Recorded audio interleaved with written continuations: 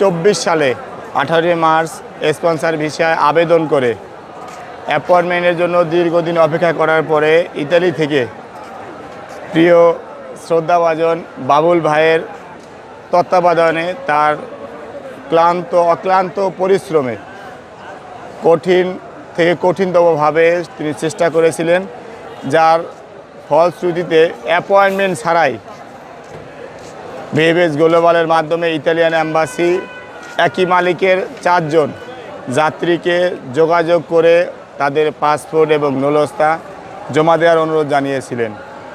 আমার মনে হয় 2025 সালে এই প্রথম 4 জন ভাগ্যবান যাত্রী যারা অ্যাপয়েন্টমেন্ট ছাড়া তাদের পাসপোর্ট জমা করেছিল ইতালি থেকে তদবির করার মাধ্যমে, যা অ্যাভেলেবেল সবাই করতে পারে না, সবার দ্বারা সম্ভবও না।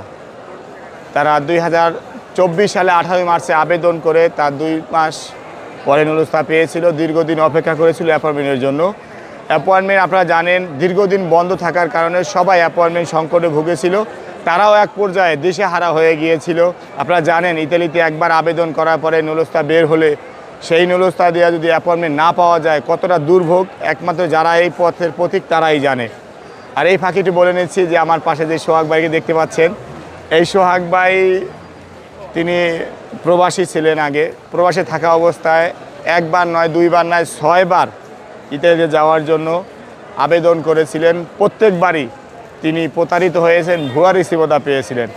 হঠাৎ একদিন তিনি আমার ফেসবুকে আমার লাইভ দেখা অবস্থায়, লাইভ চলাকালীন অবস্থায় তার রিসিভতা পাঠিয়েছিলেন চেক করার জন্য। আলহামদুলিল্লাহ তার সেই রিসিভতাটাও ভুয়া ছিল। যেভাবেই হোক সেই রিসিভতাটা চেক করে যখন প্রিয় শ্রদ্ধাভাজন বাবুল ভাই তার ঠিকানাটা না দেয়, যেহেতু তিনি গোপন করার কথা বলেছেন আর এটা পাবলিসিটির করা কিছু নেই, তিনি তার থেকেই সময় বের করে সোহাগ ভাইকে নক করেছিল।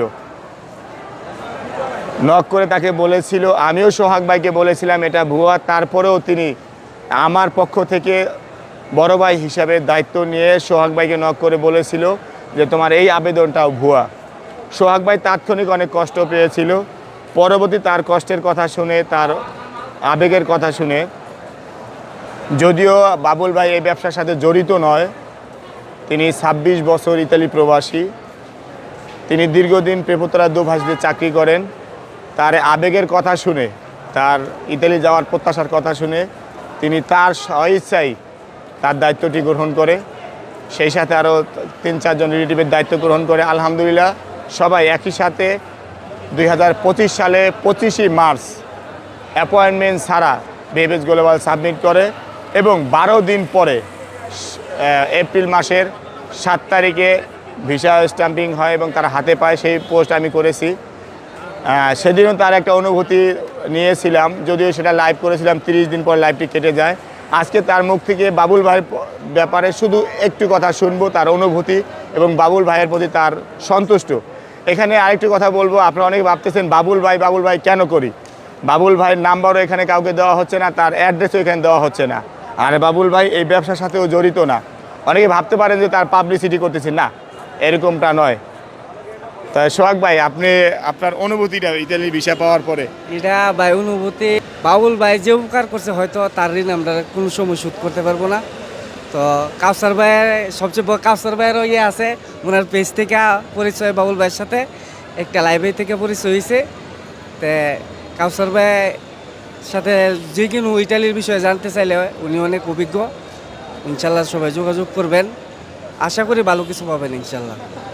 আচ্ছা, বাবুল ভাইয়ের প্রতি আপনার ভালোবাসা?